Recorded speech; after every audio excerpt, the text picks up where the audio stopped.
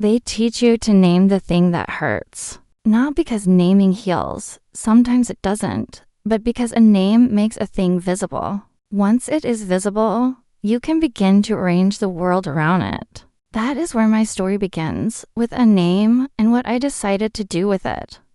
When I was a child, our house smelled like laundry soap and lemon oil. There were curtains my grandmother sewed that never matched the couch, and a single window over the sink where sunlight felt like a promise. My family was not rich. We were the kind of family that paid for repairs in installments and showed up at funerals with Tupperware. They were ordinary small-town people who believed that reputations were a kind of linen you ironed every Sunday. You kept them neat and folded and presented, and no one outside the porch steps needed to know how wrinkled the shirt beneath was. My uncle, the one who would become the story's axis, was a man of small rituals and enormous performance. He never raised his voice in public. He could put on a wear-upon sweater, stand at the back of some civic event with a cup of cheap coffee, and feel like a lord. To the community, he was a fixture, volunteered at the library, sat on the school board, drove the church van on Sundays. He knew which words to say at the right time and how to make conversation feel like charity. Inside the house, though, the rituals were different. He had a way of reminding me, in the tone people reserve for weather reports, that I was quiet, that I did not know things the way he knew them, that my choices were incidental until he blessed them. The first time the comment landed as violence was so small it was almost invisible. I baked cookies for a bake sale, and he tasted one and made a face. That might have been about the sugar. Instead, he said before my mother could answer, "We have to be careful what we sell. It reflects on the family." The phrase was a lesson dressed in gentleness. Your choices don't belong to you. They belong to our picture of you. Over years, the lessons multiplied. A dress was too much. A boyfriend was not serious enough. An application to college was ambitious for a family of our standing. Each comment was a nail hammered into a coffin of choice, and he hammered with the calm of a man who had rehearsed compassion enough to weaponize it.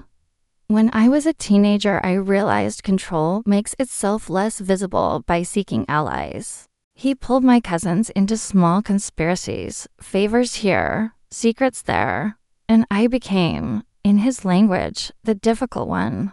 He whispered qualifications to teachers, a mild caution to coaches, a recommendation to employers that included hints about responsibility and reliability cast as concern. It is easy to whisper a rumor in a town where everyone knows your grandmother's maiden name and the school crossing guard's dog by sight. Small accusations metastasize fast in places where reputations are currency, and no one wants to gamble with a bank they think might be flawed. The day I left home was ordinary in its domesticity.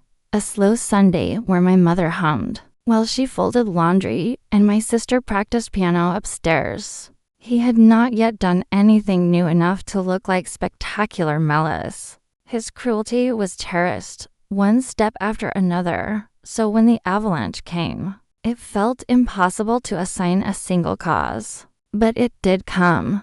My aunt, his partner in 1,000 social triumphs, served me coffee that tasted like ash and handed me a letter with my name on it. It was the paper that made my life small. Court papers, custody concerns for oscillating reasons. A medical report with notes that contradicted what I knew to be true. It said, in clinical legal language, that my mental fitness was in question and that for the children's welfare, the family's welfare, certain measures might be necessary. You keep asking yourself in that first hour whether there was any sign you missed. If you were cruel, you might say I was naive. The truth is that the weapons people like him use are not the sexy ones stories call betrayal. They are picked from the office supply aisle. Official stamps, signatures coaxed from the tired, phrases converted into policy. They surround you with the paperwork of legitimacy until the shape of your life is made by someone else's pen. He had always been adept at finding the people who would pronounce his acts legitimate. When the town gathered to decide whether my child should be placed under supervised care, the people who formed the chorus against me were not strangers. They were the people who had once eaten at our table. They were the neighbors who had signed his petitions, the women who took coffee in the church vestibule, the teachers who had been given context about my stability. He supplied the context like a gardener supplies water, precisely, where it would foster the growth of his version of truth. I remember standing in that cold municipal building, a folder of my own, my voice small against the machinery of concern. The judge, congenial, whose family pictures hung in the same social frames as my uncle's, spoke of protective measures as if they were minor remodeling. He nodded as if the law were a gentle hand that always knew what was best. They removed my child from our house like a postal service withdrew a letter. There were procedures. There were forms. There were people who believed they were doing the right thing. And there was my uncle, hands folded, the model of civic temperance. He watched me with that expression that had been rehearsed through years of public generosity. The man who had been given the stage by the town and used it to write a different script behind the curtains. At the funeral of the life I thought I had, I learned silence is a luxury few can afford. People said I'm sorry in that ritual way that demands no reply. Some offered platitudes. A few, sensing they had been swept into a current they had not seen, looked at me with shame that might have been possible to redeem if not for the way towns keep score. There were whispers about mental health and stress and the pressures of motherhood, and through it all the frame around me tightened. I departed like money going through a bank, quietly with accounting. I left the house, I left the friends who preferred the ease of my absence, and I learned to turn my life into a ledger. If their evidence was a list of my shortcomings, I would compile my own list of dates, small receipts of fidelity to my child, logs of calls, names of witnesses who had seen joy where they alleged chaos. You learn to make a thing visible, and then the thing belongs less to rumor and more to record. For years, the backdrop to my life was a room where the smell of lemon oil had been replaced by drier noise and a cheap mug of tea. I worked, then I worked more. I found a small apartment above a bakery and taught classes at a university. That prided itself on community engagement. I learned the grammar of institutions the same way a builder learns the grammar of beams. The law is a language. Nonprofit banking is a dialect. Volunteer boards have their own idioms of plausibility. I learned them not to be clever, but to be precise. Precision is the opposite of the halo they hung around my uncle's head. Precision is patient. Precision became the scaffolding for the slow demonstration I intended. I did not want vengeance that looked like performance. I did not want a spectacle that would be relished for a week and forgotten the next. I wanted a reordering of relationships so complete that the man who had once been the center would find himself in the periphery without anyone having to ask who had taken him there. Reputations die not with fireworks, but with habit. They die with the small decisions neighbors make about invitations and references and the way they arrange their calendars. So I set to work the way a gardener tends soil, in the quiet hours, steadily, without flourish. I volunteered with organizations that my uncle had claimed as his own. I did it openly. I did it with humility so that no one would mistake me for a showman. I learned the treasurer's rhythms and the ledger's lines. I sat in the back of committees and listened. I learned the names of people who felt uncomfortable being in the orbit of his charm, and I listened. Because what people won't say in a meeting they'd whisper over coffee, I also collected. Not in a way that looked like a man digging for sneakers in the mud. I collected in the grammar of facts, letters, dates, phone logs, the charity checks that had been made out to the community trust and then rerouted, a contract that bore his signature, and then a second check paid to a shell. Whether you call it greed or sleight of hand, the pattern began to look messy when placed beside the ledger of the people who had been promised money that never arrived. The truth yields to persistence. There is an education in doing things within the law, an odd joy to building a public case for private oversight. I sat in public records rooms reading minutes and then compared them to the bank slips for the garden he was so proud of. I filed public information requests. I wrote emails in the neutral voice of someone asking for help, not delivering a verdict. It is astonishing how often people assume bad forms result from incompetence rather than malfeasance. That assumption is what gives you time. Use it. Ask for copies. Request reconciliations. Make civility the vessel of your inquiry. When you ask the right questions in the right tone, institutions will do a peculiar thing. They will start to act like institutions. The Booster Club commissioned an audit. The Community Gardens Board asked for reconciliations. The church treasurer called me with an embarrassed voice and said, "There are discrepancies." The weekly paper, an old, kind man who prefers to cover council minutes and soccer scores, agreed to run an explanatory piece about nonprofit oversight if I could provide context. I gave him context. He ran the piece, sober and unflinching, with a headline that asked readers to consider the architecture of trust. Little by little, the lattice I had been building caught wind. He responded with his own small rituals of damage control. A barbecue for donors, a donation publicly listed on the front page, a speech about stewardship. You would think such displays would absolve. They did not. A ledger is heavier than a speech. The barbecue fed mouths, but did not reconcile missing checks. And in the world of small towns, the quiet question, where were the receipts, will always outlast a finely made speech. Justice, in my experience, rarely arrives with sirens. It doesn't storm in through the front door, yelling about consequences. No, real justice is slower, quieter. It seeps, it corrodes. It turns what once looked solid into something soft, unstable, unable to bear its own weight. He didn't fall. Men like him don't fall. Not dramatically. Not in a way that gets broadcast on the evening news. Instead, the world simply began stepping away from him. It started small. A neighbor who used to greet him at the mailbox suddenly found her keys deeply interesting. A shopkeeper who once asked about his day now rang up his purchases without lifting her eyes. At first, he probably thought they were distracted, busy, tired.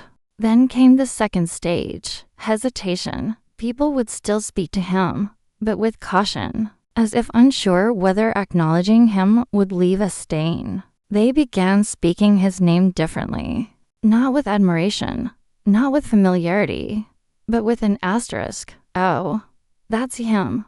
No one clarified further. They didn't need to. His name explained itself now. I didn't celebrate. I didn't raise a glass or whisper finally into the night, because this wasn't a victory lap. This was balance, a correction. The world had simply adjusted its posture, not to honor me, but to stop protecting him. The first time I saw him flinch, it wasn't because someone yelled at him. It was because someone didn't.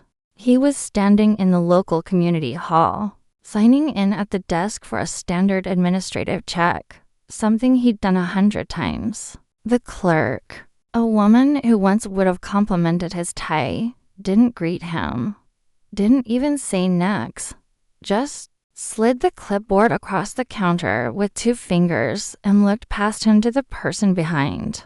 He said thank you. She didn't answer. His shoulders sank, not dramatically, just enough to notice if you'd spent years memorizing how he stood when he believed the world belonged to him. But the most significant shift didn't happen in public buildings or on sidewalks.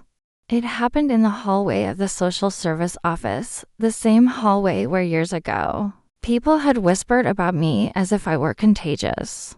This time, they stood in silence. Heavy, acknowledging silence. They didn't rush to meet with apologies or poetic remorse. They simply didn't avert their eyes.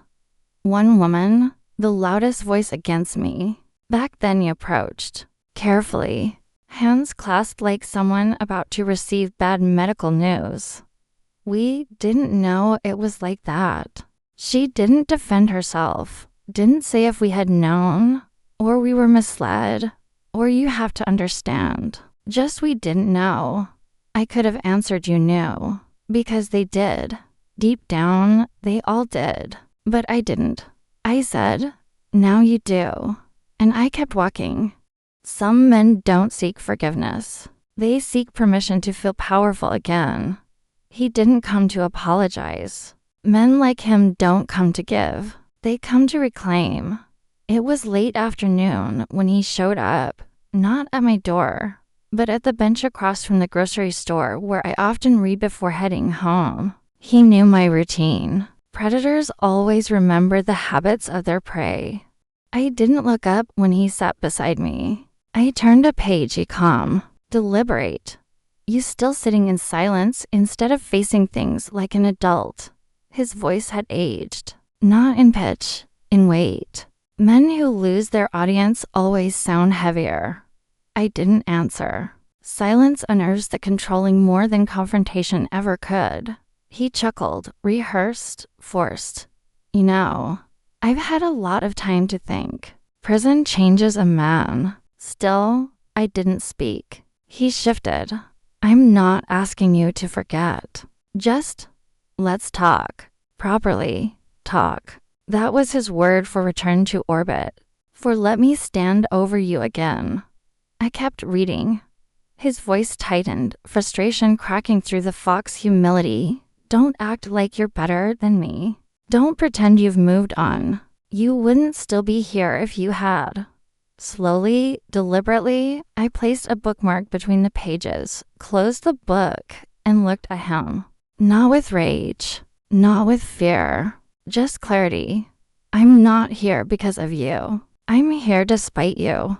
He blinked. He wasn't prepared for measured resistance. He expected either screaming or surrender, nothing in between. He tried a softer route. Listen, I just want closure. Closure. The favorite word of the guilty. A request not for peace, but for shared blame. You want relief, I corrected. Not closure. Closure doesn't require my participation. Relief does. His mouth opened, closed. He searched my face for weakness. Familiar ground. A crack. He found none. Then came the turning point, subtle, unremarkable to an outsider. But to me, it was seismic. He leaned back, exhaled, and said, you know, people out there still think I deserve another chance. They believe in forgiveness. They'll start asking questions about you if you keep refusing it. There it was. Not remorse, leverage. A threat wrapped in redemption. He still believed the world was a stage and he could drag me back under his lights. I stood up. You're not owed access to the person you damaged, even if you've changed, especially if you haven't. He reached out, not to grab me, but to block my path. A subtle cage. You walk away now, you'll regret it. I'm offering peace. Don't make me your enemy again. I looked at his hand, then at him. We were never equals. You were never my judge, and you have no power to make me anything ever again. I stepped around him, not hurriedly, not defensively, just absent of concern. Behind me. I heard his voice, flat, stripped of performance. This isn't over. But here's the truth. When someone says this isn't over, what they really mean is I refuse to accept that it already is. And for the first time in his life, he wasn't the decider of endings. Abusers are not merely afraid of jail, isolation, or aging.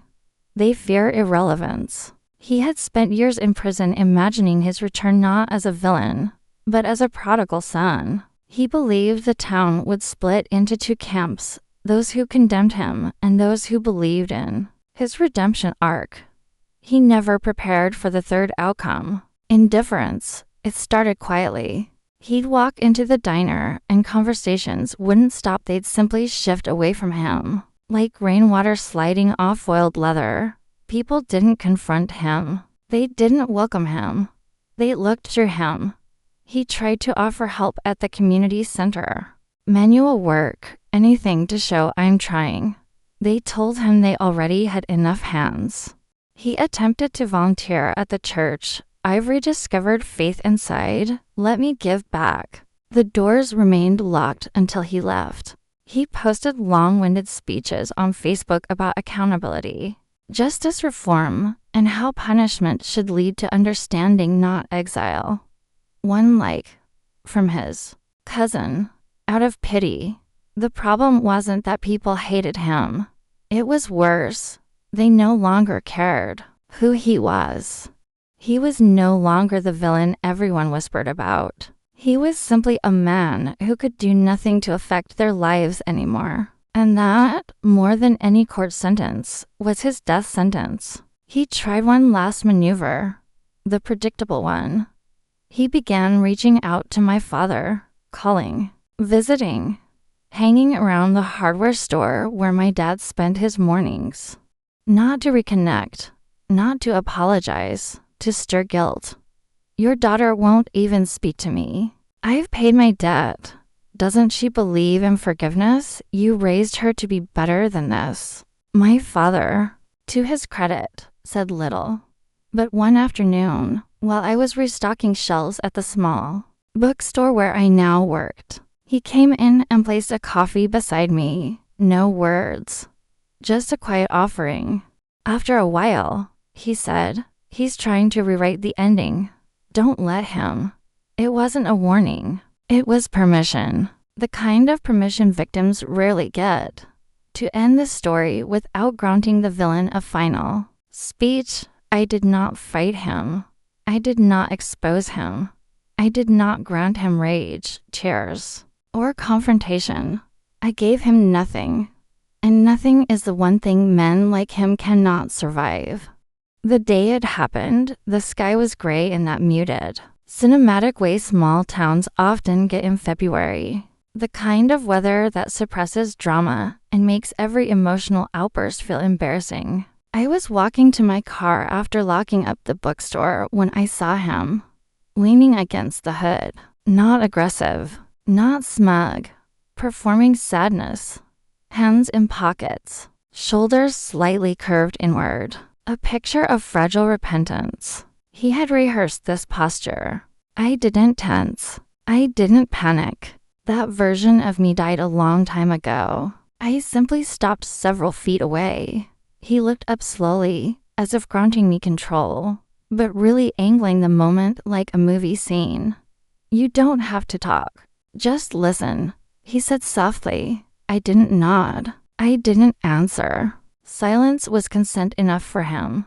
He launched into the speech, not about regret, not about accountability, about loneliness, about how hard it is to rebuild when everyone sees you as a ghost, about how I was the only one who ever knew the real him. That phrase almost made me smile, because I did know the real him better than anyone ever would.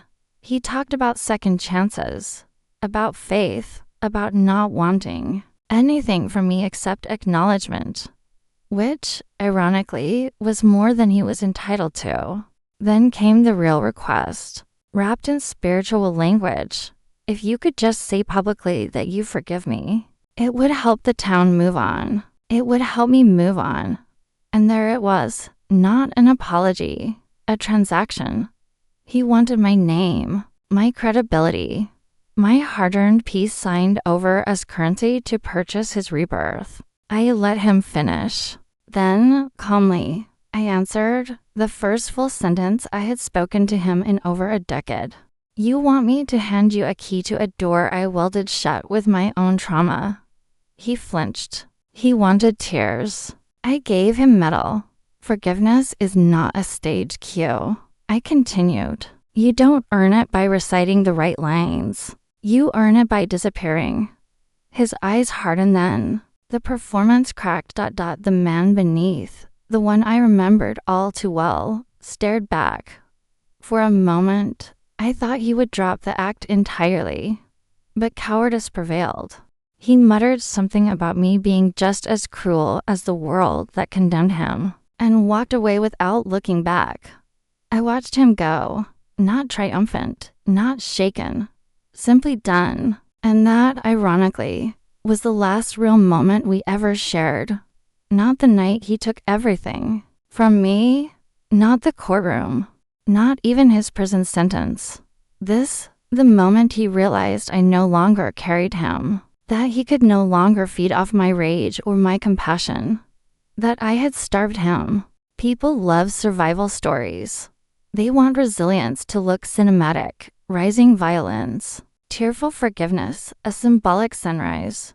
Reality is quieter. Healing is less like a phoenix and more like learning how to live without constantly checking over your shoulder.